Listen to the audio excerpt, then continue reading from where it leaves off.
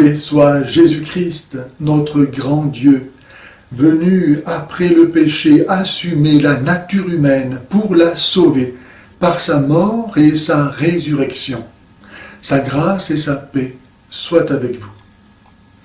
Comme toutes les sectes, celle des témoins de Jéhovah, fondée par Charles Russell en 1879, prétend posséder la juste interprétation de la Bible, quitte à en falsifier certains passages, comme par exemple Matthieu 26, 26, où Jésus dit « Ceci est mon corps » et qui devient « Ceci représente mon corps ».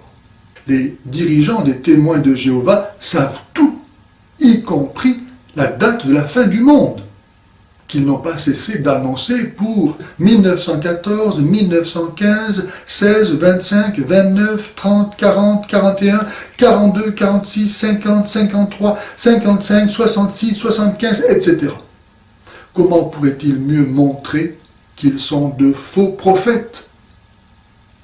Mais puisque les dirigeants savent tout, il faut aussi leur obéir en tout, jusqu'à refuser toute participation à la vie civique et sociale réputée mauvaise et préférer mourir plutôt que de recevoir une transfusion sanguine, dans la prétendue obéissance au précepte de l'ancienne alliance interdisant la consommation du sang, précepte qui n'avait d'autre but que d'inculquer le caractère sacré de la vie. Jésus, en guérissant le jour chômé du sabbat, a montré quelle était la vraie interprétation de la loi divine, celle qui sert le vrai bien de l'homme. Si le sang, c'est la vie, alors donner son sang est une exigence chrétienne, aussi vrai qu'il n'y a pas de plus grand amour que de donner sa vie pour ceux qu'on aime.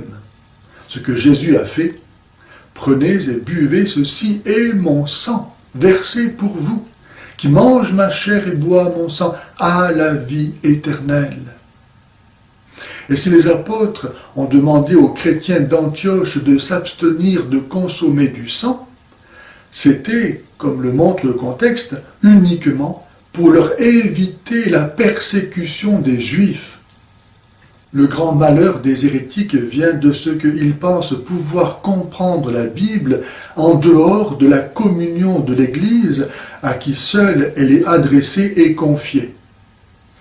Bien qu'ils prétendent le contraire, les témoins de Jéhovah ne sont pas chrétiens, puisque non seulement ils rejettent l'Église, mais encore le dogme de la Sainte Trinité ou celui de la divinité de Jésus. Pour nier celle-ci, ils avancent Jésus disant « Le Père est plus grand que moi », ignorant que Jésus n'est pas une personne humaine, mais divine, ayant assumé la nature humaine reçue de la Vierge Marie, en sorte qu'il a deux natures, divine et humaine, qui ne sont ni mélangées ni séparées, mais distinctes et unies, et qu'il s'exprime ici tout simplement selon sa nature humaine. Ils en arrivent même à nier des vérités d'ordre simplement philosophique, comme l'immortalité de l'âme, à partir de Ecclésiaste 9, 5, 10, ou Ézéchiel 18, 4, qui dit « L'âme qui pêche, c'est elle qui mourra », comme si Jésus n'avait jamais annoncé la vie éternelle pour les sauver et pour les damnés, le feu éternel. Il y a bien d'autres hérésies que prêchent les témoins de Jéhovah, préférant donner leur confiance à Charles Russell plutôt qu'à Jésus-Christ qui bâtit son Église aujourd'hui. Telle cette célèbre croyance tirée de Apocalypse 7, selon laquelle seulement 144 000 personnes iront avec Jésus au ciel, alors que ce chiffre symbolique se lit 12 fois 12 fois 1000, 12 étant le chiffre de la totalité des tribus d'Israël et 1000 celui de la multitude. Autrement dit, une super moisson d'élus venus du peuple d'Israël, mais d'Israël seulement. Car preuve que le conte ne s'arrête pas là, le verset qui suit montre une foule immense d'élus, mais venus, eux, du paganisme, que nul ne pouvait dénombrer, de toute nation, race, peuple et langue.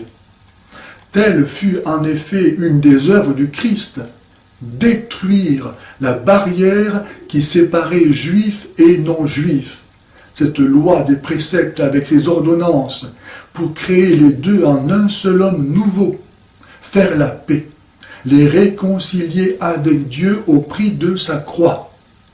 En sa personne, il a tué la haine. Si les gens savaient qu'ils vont en enfer, ils accueilleraient leur Sauveur.